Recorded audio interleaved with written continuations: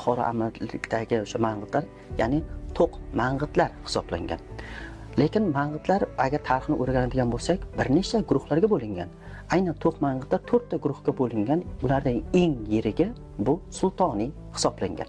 Mang'itlar sulolasiga doir manbalarda qayd etilishicha, 1828-yilga Yoqub Doniyor Buxoriyning Gulshon mulk asarida Morunaharda 300 ta mang'it oilasi yashagani ta'kidlangan. Shu bilan birgalikda aynan shu asarda keltirilishicha mang'itlar bekjami va boyjamiga bo'lingan. Biz o'rganayotgan Buxoroning mang'itlar bu bekjamilardir deb ta'rif berib o'tib ketishgan. Shu nuqtai nazardan yana ham aytishimiz mumkin, ba'zi tarixiy manbalarda mang'itlar o'rnida bekjami ham ishlatilgan. 16-asrda bu Shayboniylar bilan bog'liqdir. Aynan Ubaydullohxon hokimiyat tepasiga kelishda siyosiy ko'maklashgan bu mang'it oqsoqollardan Jonibek sulton hisoblangan aslida. Lekin bu Shayboniylar davrida uncha mang'itlar uncha bo'lmagan deb aytishimiz mumkin emas, lekin Ashtarxoniylar davrida nihoyatda nufuzi ko'tarilib ketdi.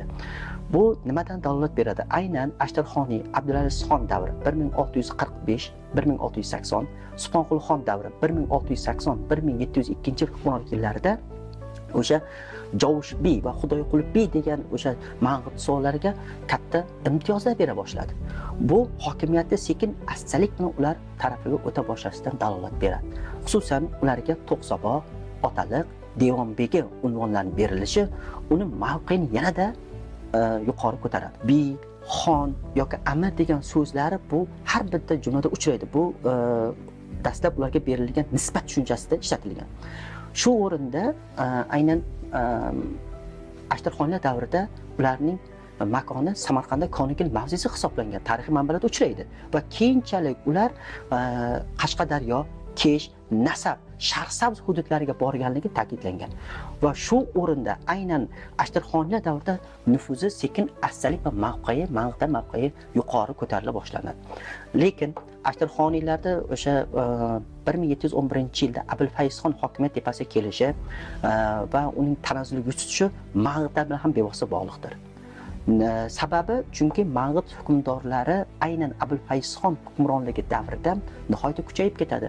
Chunki Ashtarxoniylar davlatining zaiflashuviga sabab omillar, ichki omillar, o'zaro bekliklarning to'qnashuvi va mayda bo'laklarga bo'linib ketganligi, qolaversa bu yerdagi har bitta mustaqil hokimliklar mavjud bo'lib qoldi. Xususan Toshkent bekligi 1720-yil tashkil topdi.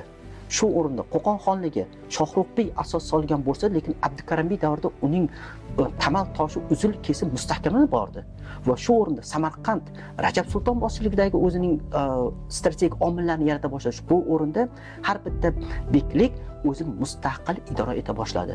Yagona bu yerda hukmdor yo'q edi. Shu siyosiy jarayon kelishda mang'itlar mana shunday yo'sinda foydalanishgan. Parokandalikning asosiy yana bir sabablaridan biri endi bu ichki omillar aytib o'tdik. Ziddiyatlar, hattoki qabilalar o'rtasidagi Shahrisabz bekligi uchun kurash boshlandi. Qarangki, chunki mang'itlar o'sha vaqtida tarixiy manbalarda Kenagas qabilasidan ittifoq tuzilganligi ta'kidlangan.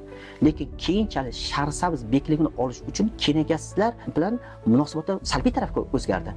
Va o'sha vaqtida poytaxt Buxoro deb e'tirof etilsa-da, mang'it hukmdorlari endi o'z odamlarini joylarga qo'ya boshladi. Bu birinchi bo'lib Qarshi shahridan boshlandi.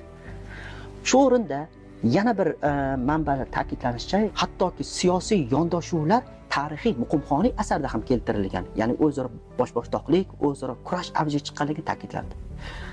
Endi bu ichki omillardan biri edi.